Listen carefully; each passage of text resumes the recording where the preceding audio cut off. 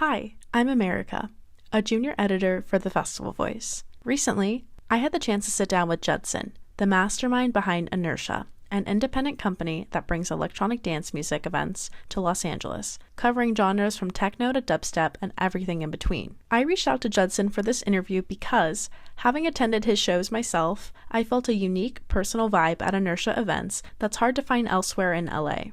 In fact, when I first followed their account, I got a DM saying, "Hey, thanks for the follow. For new followers, we invite you to attend our next event via guest list. Just send your name and you'll be in." It was such a welcoming gesture that it set INERTIA apart from other events right from the start. On my second visit, the experience was even more memorable. The event was like a social mixer with music that kept us dancing, chatting, and hanging out from noon until, well, I thought 6 p.m. But when I checked, it was already 6:20 and the artist was still mixing. By 6:45, the crowd was still going strong. And when the DJ duo, No Thanks, announced, "Y'all are still here, so why do we need to stop the music? Let's keep it going," the crowd cheered.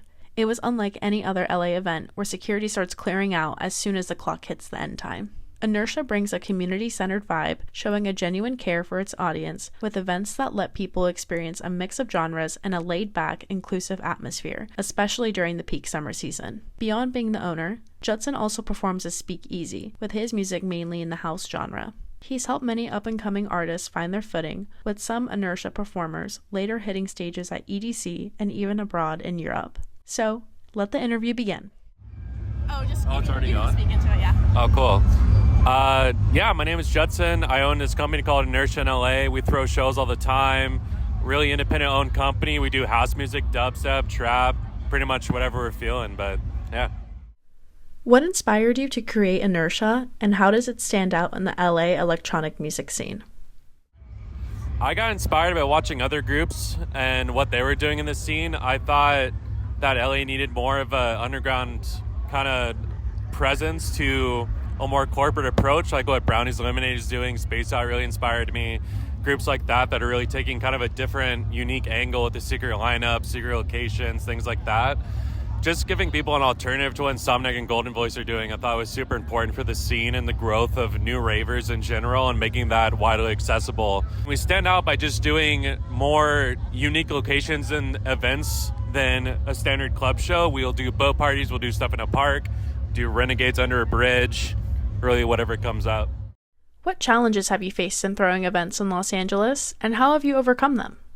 Just because of how saturated everything is, for one, it can be hard to sell things, and we're always going up against, there can be shows at the Shrine, at NOS, there can be shows at the Queen Mary at any given weekend, so finding a way to stand out from the pack is super important, and kind of curating a really unique experience is how we can get past some of those challenges. Same thing with artists and talent booking. Everyone's kind of under a radius, so we have to get creative with both our locations and our artists when we do our shows.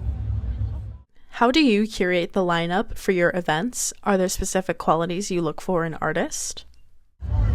Yeah, we want to find someone that is sort of an up-and-comer, that has a lot of potential, that we think is a really good producer, has great music, someone that we believe could be sort of that next up person. Obviously, it's impossible to predict with 100% accuracy, but we love to kind of platform the newer artists and give them an opportunity they wouldn't otherwise be able to get.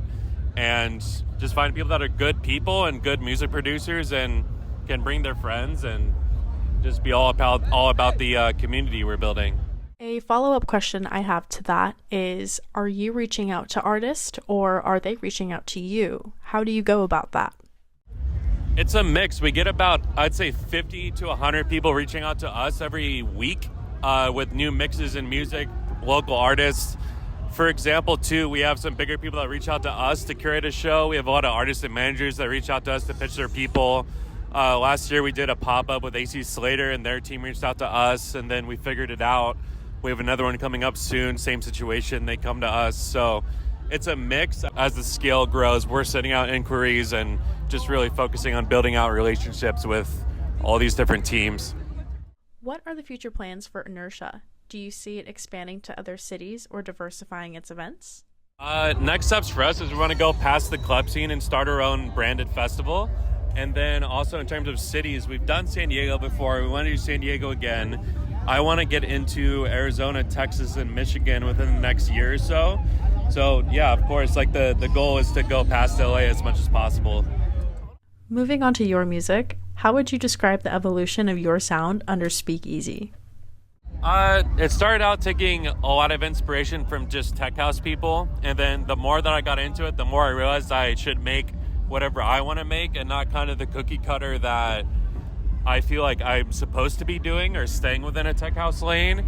So the more that I've learned about production, the more I felt creative freedom to do what I want to do, which is more UKG, garage, 140, just more of a variety to it. So just as I developed, kind of my taste developed, and I kind of strayed away from that box and just opened up to whatever inspired me.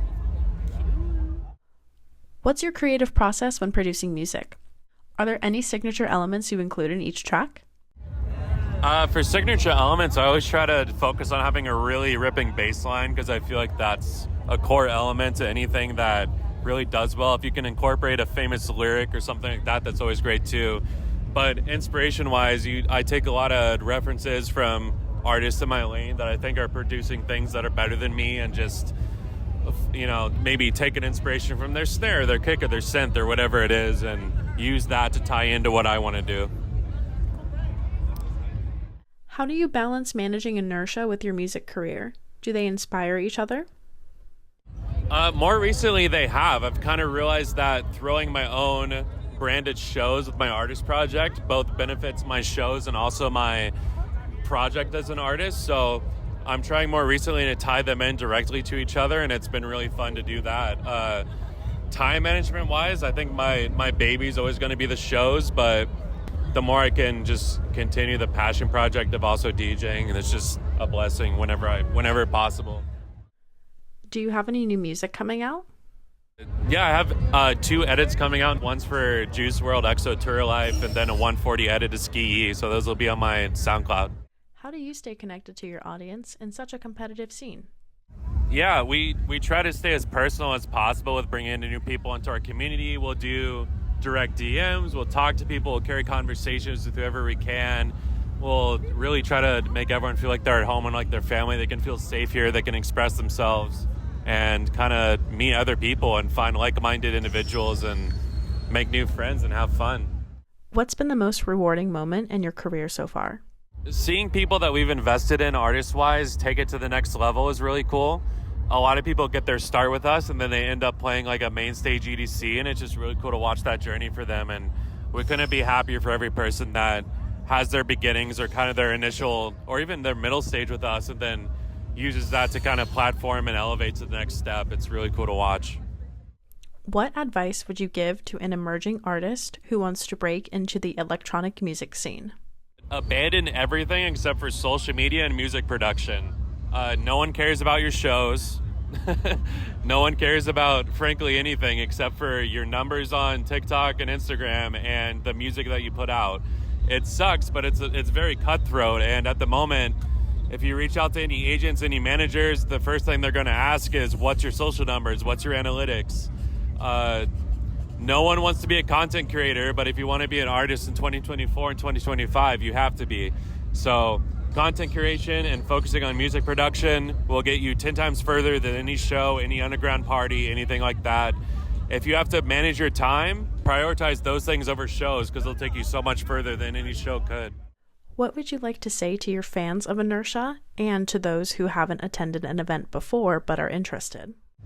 Thank you. We couldn't be here without any of you guys, and we're going to continue to develop and push the envelope as far as we can and try to break out of the norm and keep producing really cool things and unique experiences that everyone can feel like they're a part of and get excited about. Are there any special announcements for INERTIA coming up? For the rest of the year, we have 2 more shows, November 10th and the 15th. After that, keep your eyes peeled on our socials. We're announcing something really huge for next summer, right after Christmas. So keep locked in there.